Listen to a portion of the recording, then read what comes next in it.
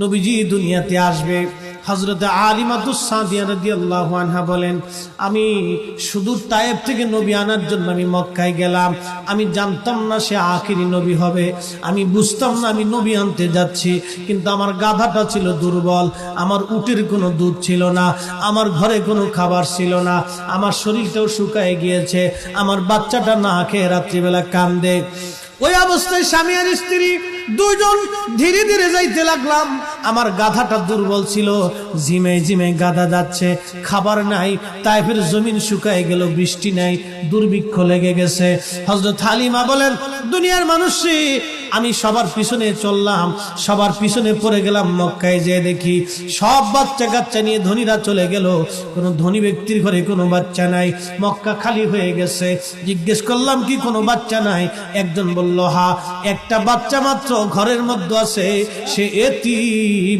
এতিম বলে তারে কেউ নেয় নাই। তার বাবার নাম আব্দুল্লাহ, মা আমেনা, দাদা আব্দুল মুত্তালিব।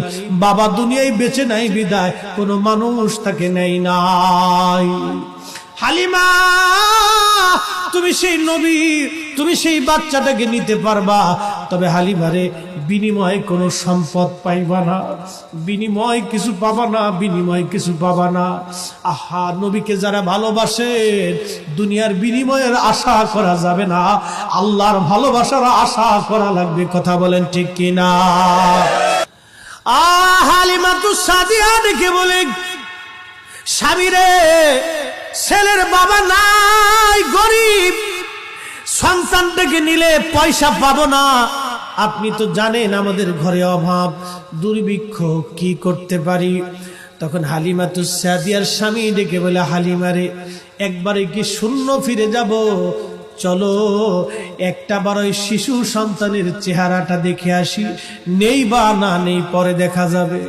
হালিমাতুস সাদিয়া বলে, দুনিয়ার মানুষ শোনো। আমি হালিমা ধীরে ধীরে ধীরে ধীরে ধীরে ধীরে আমি গেলাম, হযরত আমিনার ঘরে গেলাম। যাওয়ার পরে দেখি দোলনার ভিতরে একটা পূর্ণিমার চাঁদ ঘুমায়া রইছে। শরীরের ভিতরে সবুজ জান্নাতের কাপড়,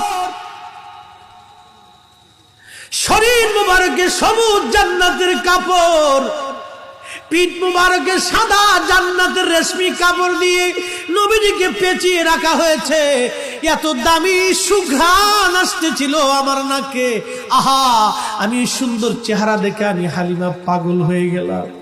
স্বামীকে ডাক দে বলি, স্বামী, যদি একটা পয়সাও না পাই, এই সন্তান ছাড়া আমি কোনোদিন তায়েফে ফিরে যাব না।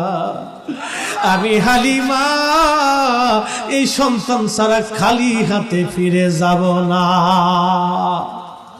এ মুসলমান, খুবই মনোযোগ দিয়ে শুনিয়া যান। হযরত হালিমাতুস সাদিয়া বলে, দুনিয়ার মানুষে আমি পাগল পারা হয়ে গেলাম। সবুজ কাপড় মোবারক আমি বক্ষ থেকে সরাইলাম, আমার হাত আলতো করে নবীজির বক্ষ মোবারকের উপর আমি যখন রাখলাম, আল্লাহর হাবিবের পবিত্র শরীর মুবারকের উপরে যখন আমি আমার হাত রাখলাম, নবীজির ঘুম ভেঙে গেল। ঘুম ভেঙে যাওয়ার পরে আমার নবী আমার দিকে তাকাইয়া মুস্কি একটা হাসি দিলেন। আহারে, সেই হাসিতে আমি হালিমা আরো পাগল হয়ে গেলাম। আমি পাগল পারা হয়ে স্বামীকে বলি, স্বামী, কিছুই যদি নাও পাই, আমি বাচ্চা ছেড়ে কোনোদিন তায়েফে যাব না।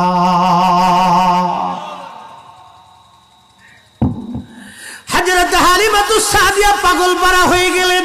হালিমা ডেকে বলে, দুনিয়ার মানুষে, আমি আর একটু দেখলাম নবীজির জুলফি মুবারকের মাঝখানে কপাল মুবারক থেকে খারাজা খারাজা খারাজা নূর। নবীজি কপাল মুবারক থেকে নূর মুবারক বের হইয়া খেলালাস সামা, আসমানের মধ্যবর্তী পর্যন্ত ওই নূর মুবারক চলে গেল। ওয়ানা আনজুরু, ওই নূর আমি দেখতে লাগলাম। জোরে বলেন সুবহানাল্লাহ। কি বের হয়? আরো জোরে, নূর বের হয়, নূর নূর নূর নূর। নূর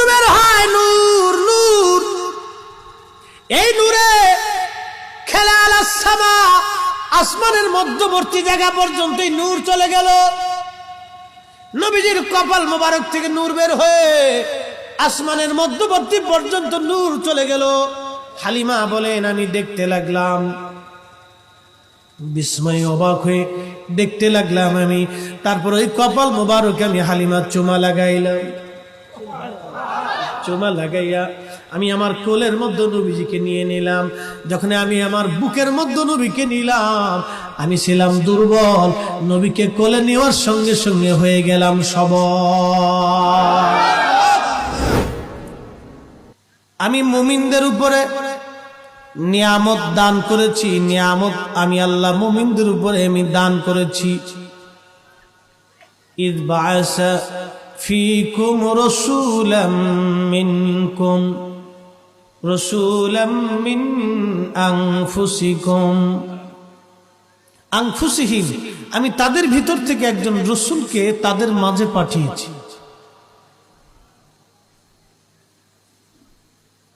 ইয়াতলু আলাইহিম আয়াতিহি, যিনি তাদের মাঝে কোরআন শরীফের আয়াতগুলি তেলাওয়াত করে শোনাবেন। ওয়ায়ুযাক্কিহিম, এবং তিনি উম্মতকে পবিত্র বানাবেন। ওয়ায়ুআল্লিমুকুমুল